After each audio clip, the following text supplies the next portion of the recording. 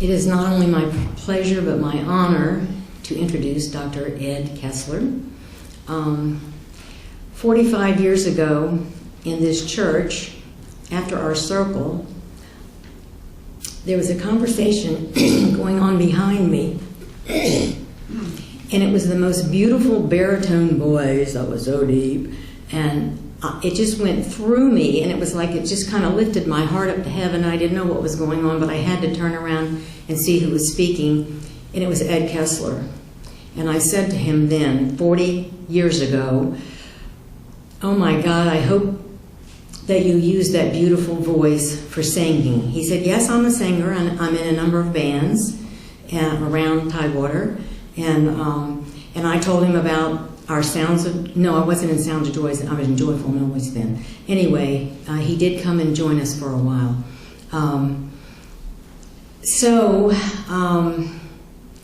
When I was in real need of an Eastern psychiatrist, because my Western psychiatrist who filled me with chemicals, that 7.5 years ago, so I've been on them 7.5 years, they almost killed me, and that's another story I'll tell sometime. But I was begging God for some help, and that was on Friday. Sunday, I come to church. I hadn't seen him in this church for 40 years. And there's Ed Kessler. And when I went up to him after the circle, I said, because I started getting all sorts of information about this was going to be my new psychiatrist, but I knew he was a chiropractor, and I didn't know what was going on. And he immediately took me out to that patio, and he started doing muscle testing on me, because my question was, can you do anything, because I was diagnosed bipolar, schizophrenic, and they put me on chemicals that caused me to want to commit suicide after a while, because it was so bad from what it was doing to my body, I couldn't take it anymore. I went off the medication, and that was when I was asking for help, and he showed up. So out there, he helped me. I made an appointment for a week ago Thursday, and what I got out of one session with him just totally opened up what he called my broken heart, and it was broken by people I had forgotten about that I needed to forgive. And all of a sudden, I walked out of there a week ago Thursday totally free. It was like I was a brand new me in one session. I got so excited, I called everybody I knew, and I told them, if you know anybody who has who's on chemical Western medication, I said, please have them call me. I have a place, a new psychiatrist for them to see. And so then the next Thursday, which was just this past Thursday, I didn't think it, I'm getting goosebumps as I'm telling you this, all the way down to my feet. I didn't think it could get any better. And I walked out of there freer and higher than I did the Thursday before.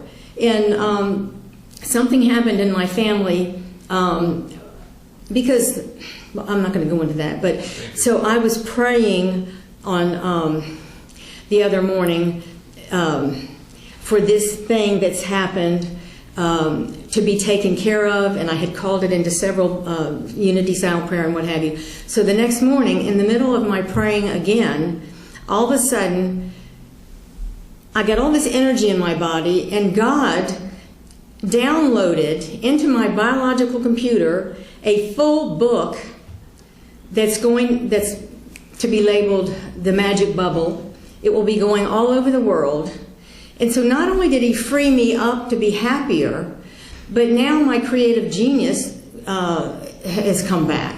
So I don't know, I don't want to take any more time because I want to give it all to him, but that's what he's done for me, and I just wanted to share that with you. And if you know anybody who's on Western medication, send them to him. Thank you. Good morning, everybody. Good morning. I feel like homecoming. Half the people here have been patients of mine over the years. I treated Paul Solomon back in the day, thank you. I have a little bit of a bronchitis, so if I erupt in coughing spells, that's part of the act. Thank you. Also, too, when I work with people that are on psychotropic or drugs for depression or anxiety or psychosis or any of that, the caveat is that I don't take them off the drugs, nor do I recommend it. That's the call of a medical doctor. That's their province. What I'm about, I'm not here to talk about my gig, but what I'm about is promoting homeostasis, bringing the body back into balance. So I want to shift gears a little bit because I'm a Buddhist. I've been practicing Buddhism over 35 years. And every time I come here, I hear the most beautiful, inspired music. So I want to use a song, the anatomy of a song, to talk about a phrase that I'm going to give all of you. Bruce is handing out cards. That phrase is Nam MYOHO RENGE KYO. But let's talk about a song. I like the Beatles. Let's talk about the Beatles. One of the first hits that the Beatles had was called She Loves You, Yeah, Yeah, Yeah. She loves you, yeah, yeah. My voice is compromised. But the hook of a song expresses the heart and intent of the lyrics of the song. And when you really think about that song, it came out so long ago, this young man was despondent because he thought he messed up and he lost a woman that he loved. And his friend, the go-between, tells him, no, she still loves you, and this is what she wanted me to tell you, But it's summed up in the hook, which is, she loves you, yeah, yeah, yeah, okay. Well, the hook in Buddhist philosophy, all of Buddhist philosophy, is Nam MYOHO RENGE KYO. That phrase, I'll give it to you in English since it's something you may not be familiar with. Nam comes from Sanskrit. Nam means devotion to or union with. When people in India or the East meet each other, they go namaste. They're honoring the divinity in each other. Myo means mystic or mystic law or unmanifest. It also means to open. That's myo. Ho is manifestation. Renge literally means lotus flower. And when you think of a lotus flower, it's this beautiful flower that emerges from a muddy pond. And the symbology here is out of the muck and substrate of our daily lives, creating value and beauty and enlightenment, not sometime after we die, but in this very lifetime. And also, too, my understanding, I should know this, I was a botany major in college, but the lotus plant is one of the few plants that flowers and bears fruit at the same time, symbolizing the simultaneousness of cause and effect. So I'll give you a little brief history of Buddhism because we only have a half an hour. So here's the Cliff Notes. Around 500 BC, before the Common Era, in India at that time was not a country. It was a bunch of little fiefdoms and kingdoms, mostly warring with each other. And in the northern part of India, in the foothills of the Himalayas, isn't that great? In the foothills was a kingdom called Magdha, and the ruling clan was called the Shakya clan. And Shakyamuni, as he's known, or Siddhartha, or Gautama, all these names that he had, he was the firstborn male child to the king. Had he stayed in secular life, he was heir apparent to become the king of this kingdom. But at a young age, he had very much a metaphysical or spiritual bent to him. And eventually he left. He saw how people suffered because he had a very privileged life himself. So eventually at the age of 19, he left the kingdom, snuck out, and started studying with the teachers and samanas and gurus that were present in his day. One of the teachings at that time was called Brahmanism. So he studied a lot through that. And when you look at Buddhist teachings, the Buddha taught for 50 years. And his early teachings were very monastic. So when you see places like Thailand or Cambodia and you see these young boys with saffron robes, shaved heads and all that, that comes from a form of Buddhism called Hinayana Buddhism. It's a very much more of a monastic form. I'm going to fast forward. Towards the end of the Buddha's life, he realized that people that were aspiring for enlightenment were dropping out of society and living cloistered up in the mountains or in the forest and all that, away from where they could really benefit society. And for the most part, in the Buddha's day and age, most people were illiterate. The only ones who were really literate were the priests and the merchants. So it was pondering all that. He started teaching what he considered something called Mahayana Buddhism, which in his own words means the greater vehicle. And what's greater about it, not that it's more esoteric or more profound, it was so simple that people of any capacity could practice it, and it was already the caste system was in place in India. And one thing that was very profound for his day and age, he even believed, it was not believed that women had the capacity for enlightenment. And in his later teachings, Buddha said, yes, they do, and gave teachings. A lot of his followers were lay people. And the Buddha was kind of like the lay priest, the guy out in the street teaching and all that. And he had quite a following, which made the Brahmin priests very jealous of him. And the Brahmin priests very often would collude with the local authorities to try to discredit the Buddha and his teachings. At one point, they had a woman tuck a bowl under her dress and say that she got pregnant by Shakyamuni Buddha. Also, too, I'm bouncing around a little bit because I speak extemporaneously, but the name Shakyamuni, Shakya means he was from the Shakya clan. Muni means sage. It's a reference to that boy that became enlightened that came from that family, Shakyamuni. So, one of the last teachings that Shakyamuni gave, they're called sutras, was something called the Lotus Sutra. But what's interesting, he talked about how everyone has the capacity for enlightenment, and the Lotus Sutra was what he called the unsolicited teaching, because prior to that, most of his sutras were based on questions that were asked of the Buddha, and he talked in parables. He talked in a way for the capacity of the people that were around him listening to him. In the Lotus Sutra, he called this his unsolicited teaching, and the way it begins, he rises from samadhi, from deep meditation, and he's addressing a gentleman named Shariputra. Shariputra was one of his close disciples, but Shariputra was an intellectual. He lived very much in his head. And he's saying to Shariputra that the state of enlightenment or Buddhahood can only be understood between Buddhas. And when you think of that, he says, well, that sounds very arrogant. It's like, someday you'll understand. But what he's trying to tell Shariputra is that the teachings of Buddha or the state of enlightenment is not an intellectual construct. It's a state of life, okay? And so, anyway, towards the end of the Buddha's life, he predicted that a gentleman would appear to an area that was basically medieval Japan. He talked about, Mahayana, that all people have the capacity for enlightenment, but he didn't spill the beans what the actual practice would be.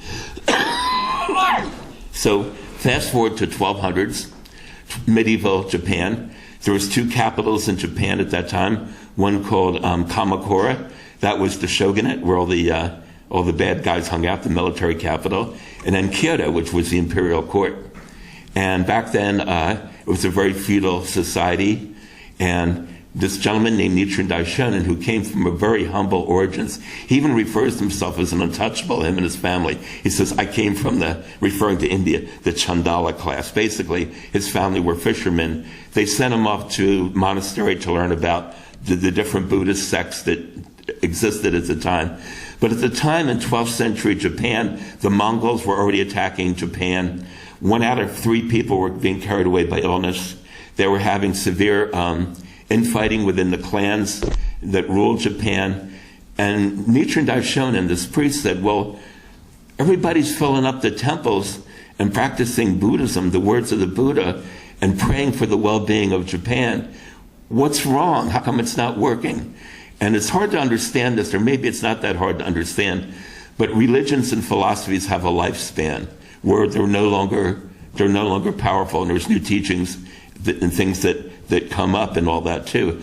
So Nichiren Daishonin started teaching a phrase, and who knows how they came up with this, but the phrase is MYOHO RENGE KYO.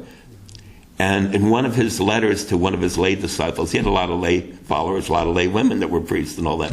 And he says, MYOHO RENGE KYO is a distal at the hook. I'm getting back to the hook like in music. He said that all of Shakyamuni's austerities that he did during his lifetime, and all the spiritual practices that he did, and all the attributes that he attained through doing them, is contained within chanting MYOHO RENGE KYO.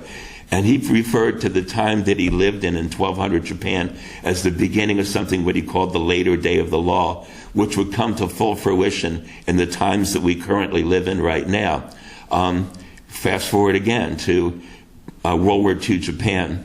There was a gentleman who was an educator by the name of Tsuneboro Makaguchi and his disciple, or his protege, who also was a teacher, President Toda, and they realized, and they were very forward-thinking in education in Japan, because Japanese education back then was very route and all that, and had new ideas and different things. And anyway, they were embracing this form of Buddhism because it really dovetailed with their philosophies about education. So anyway, they wound up being thrown in jail as thought criminals by the military police in Japan. Because Japan, as they were entering World War II, they had the emperor, and the emperor decreed that all the churches and all the temples and all that had to honor Shinto and have Shinto talismans in their places of worship, and that no other religions were to be taught. So at one of the discussion meetings about Buddhism, they saw on Tsuneboro Makaguchi and Mr. Toda, in the back of the room, there was about 2 or 3 policemen waiting for them to finish. And when they were done, they took them off to jail. And Tsuneboro Makaguchi actually died in jail. President Toda survived jail, but he had many different illnesses from the deprivation. And what happened, it's like the perfect storm. So World War II ended. President Toda got out of jail. MacArthur established freedom of religion in Japan. They had a change of constitution and all that. And he went out. He hadn't been home in 3 years. So he went home to greet his wife, took a shower, had dinner, and went out and started teaching Nam-myoho Renge Kyo right on the spot. So today, in this current age, this teaching is called the Buddhism of Nichiren Daishonin. It's taught in 192 countries and territories around the world. There's about 15 million people practicing. I want to give my own little personal experience here with this practice, because a lot of you are probably from Christian backgrounds, and it's like, okay, you're a Christian, certainly you must be Greek Orthodox. As you know, in Christianity there's many different schools and sects of Christianity, as there is in Buddhism. One of the more known, maybe because of the media and movies, is the Dalai Lama. He represents the head of only one school of Buddhism called Theravada Buddhism. So let me talk about myself a little bit and how I got involved in this. A lot of people here around my age, I'm 65 years old, came up at a young, tender age, in the age of the hippies and all that going on. I learned how to do something called transcendental meditation because the Beatles were doing it, and my friends were doing it. Learned how to do that. Did that for about 12 years. And the phrase Nam-myoho Renge Kyo kept showing up. First I saw it in a hippie comic book called Zap Comics. There was a character in there called Mr. Natural, and that's the first time I saw it. And then the early printings of Be Here Now by Baba Ram Das. Not all that, but originally, the first couple years that it came out, in the inside cover it said Nam-myoho Renge Kyo. A number of movies, The Taking of Pelham 1, 2, 3 mentioned Nam-myoho Renge Kyo. Five Easy Pieces mentioned it. And a lot of you are probably familiar with the movie What's Love Got to Do with It? The story of Tina Turner, and it shows that once she started practicing that, it empowered her to become a person and a star in her own right, because she was under Ike's thumb. So, anyway, when I went to chiropractic college in Marietta, Georgia, I was doing TM, that was my spirituality, practicing transcendental meditation. And the first semester that I was, how are we doing on time? We okay? Yes. We okay? Okay. First semester I was in chiropractic. This is in Atlanta, Georgia, Marietta, Georgia. And I befriended a gentleman who took me to his home. We were going to study for midterms together. We were study buddies. So I went to his house, and downstairs in the living room, they had this Buddhist altar set up, and his wife was downstairs chanting Nam-myoho Renge Kyo, but real fast, like Nam-myoho Renge Kyo, Nam-myoho Renge Kyo, Nam-myoho Renge Kyo. And it sounded like an auctioneer to me. I said, this is interesting, this is different. So for 2 years, he tried to get me to practice it, and I was like, thanks, but no thanks, because I already have my own spiritual practice. They all lead to the same place, all those things that you probably heard before. Anyway, halfway through my chiropractic education, I hit a roadblock. I was very studious in chiropractic college, graduated magna cum laude and all that. But halfway through, I was having difficulty attracting outpatients to see me in student clinic. And unless you had so much of that, you could not get your upper level clinical courses. So I told my friend, and when you chant Nam-myoho Renge Kyo, you can chant for things. I'll get a little bit into some of the precepts.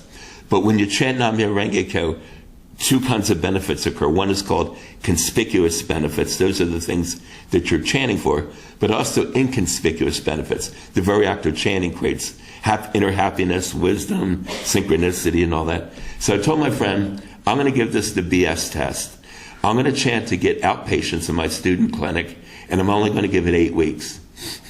So I started chanting an hour a day. There is some liturgy to this too that you chant. So I started chanting an hour a day, Nam Myoho Renge Kyo. And within those 8 weeks, as some of you know, I'm a musician. I was a musician back then. So back then, within less than a month, the lead singer in my band and his friend bought a nightclub. And we were the house band. So it was good under the table money and all that. Great benefit, but not the one I was chanting for. This nightclub restaurant combination, because it recently switched hands, had a kitchen in it that was not set up yet. And I got the idea to bring my portable fold-up chiropractic treatment table to the kitchen and set it up there. And because I was playing there 5-6 nights a week, I got to know a lot of the regulars there. So any drunk that would let me put my hands on them and work for them for free and all that, once they could see the efficaciousness, if that's a word, of what I could do, little by little they started coming in to see me at the student clinic. And in fact, I finished all my clinical requirements an academic year early. That was my first benefit from chanting Nam Myoho Renge Kyo. I'll give one more too. This involves my son. My kids now are in their 30s. When they were little kids, they used to come here. And I think the house was where like the nursery area. This is back in the mid-'80s. So my son, at the age of 18 or 19, he was going to Tidewater Community College and started selling a whole lot of marijuana. He became a dealer. And so suddenly he's flunking out and dropping out. And so he was living with me at the time. And so after he dropped out, he became a delivery driver for a Chinese takeout called Bamboo Hut. You might remember that Bamboo Hut. And I noticed that he was buying himself some pretty expensive toys, considering that's all he was doing for a living at the time. So one night I went through his bedroom, kind of out of curiosity, and I found about half a kilo, about a pound, of marijuana, scales, and bags. And the word on the street now and then was my son had the good stuff. So my first thought was to confront him and say, not in my house. But that doesn't mean he's going to stop doing it. It was probably safer being in my house than going out somewhere where we could get busted. So what I did, using Nam Myoho Renge Kyo, the strategy of this practice, I started chanting for his happiness and his protection. So he never wound up getting busted. And it took about a year. But after a year, on his own volition, without us having the conversation about marijuana, on his own volition, he re-enrolled at Tidewater Community College, started pulling good grades, and ran for president of the student council. He made vice president. But the guy that became president, him and my son became good friends. And my son started getting involved in environmental studies, and he started finding his way again. So anyway, they're getting ready to graduate, close to graduation, and they both decide they want to go off to a 4-year college, and that 4-year college is the University of Virginia. So I said to my son, why don't you chant? Because my kids, when they were little, I'd take them off to Buddhism. They grew up on Buddhism. And they would chant and they'd do all this. But as young adults, they were like, Dad, that's your thing. You know what? And I never coerced them, because faith can't be coerced. I figured if there's any validity to this practice, they would see it in my own life.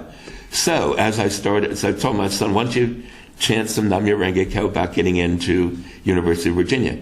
So he chanted for about 6 weeks, 8 weeks. And his friend got the acceptance letter, and my son got a rejection letter from UVA. And my son says, see, that doesn't work.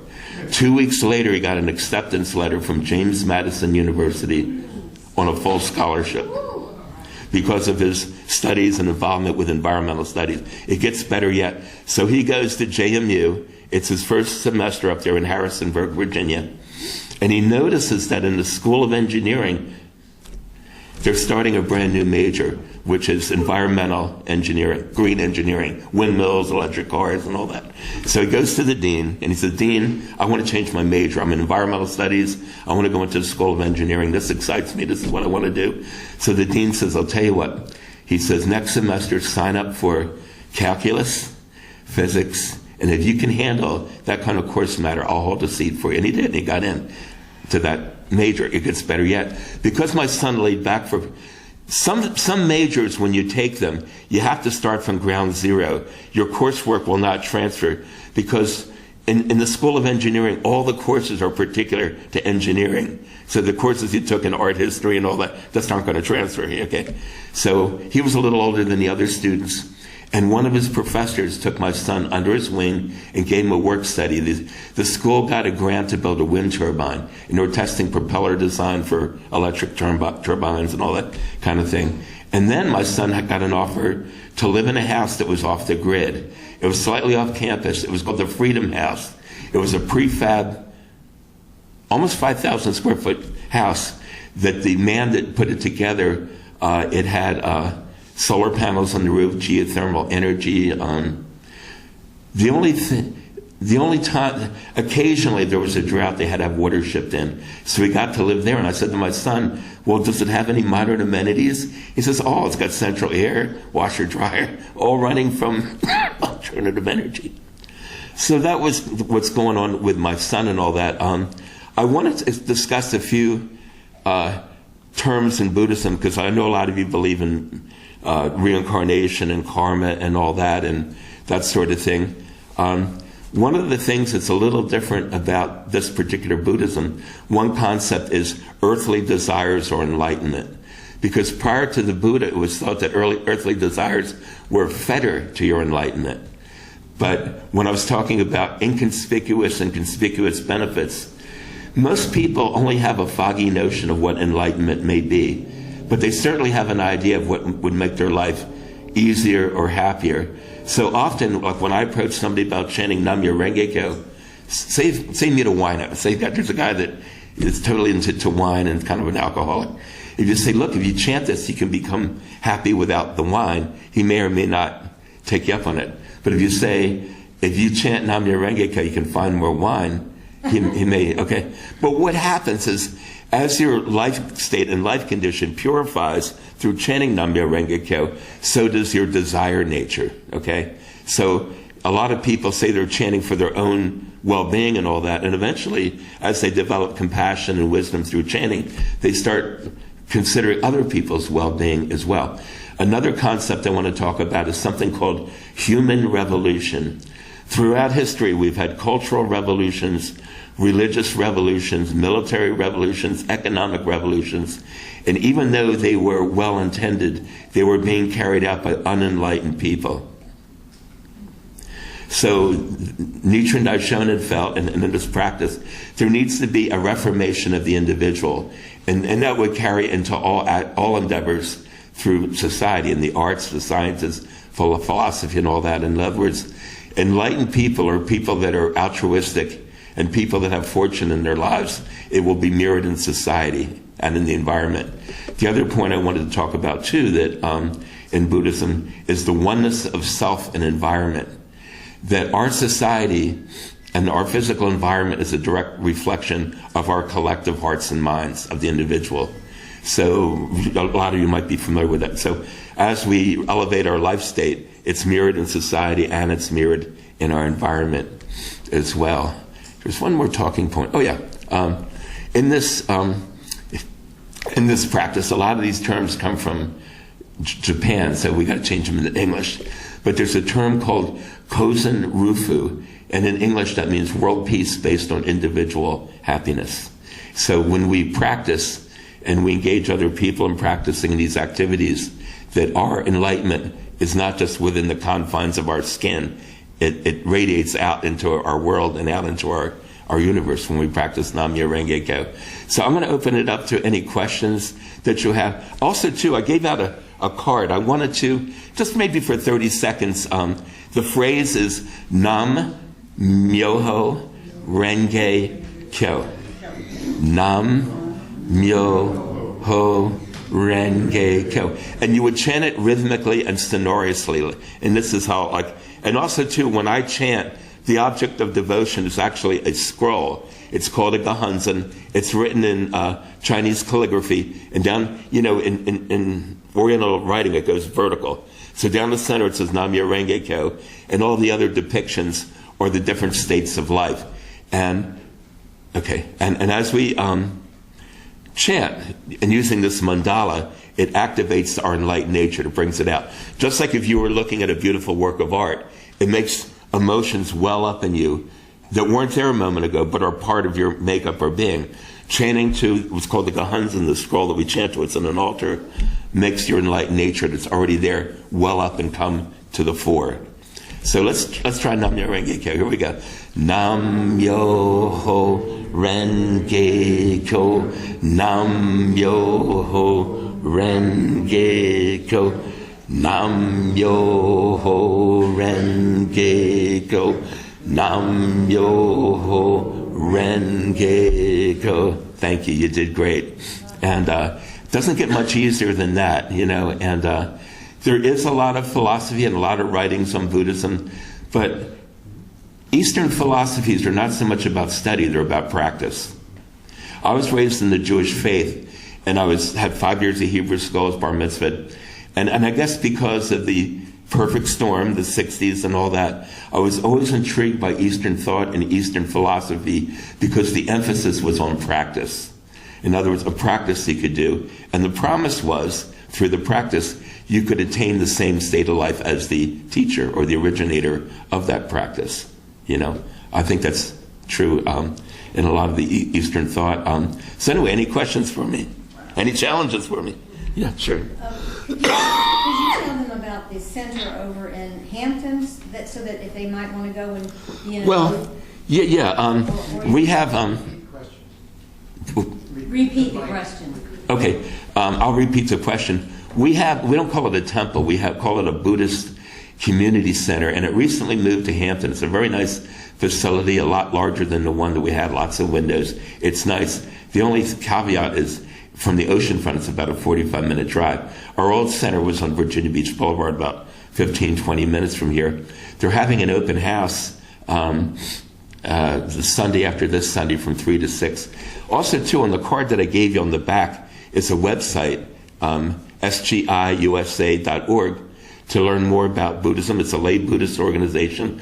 One thing that will strike you if you were to come to the community center, there's no priest.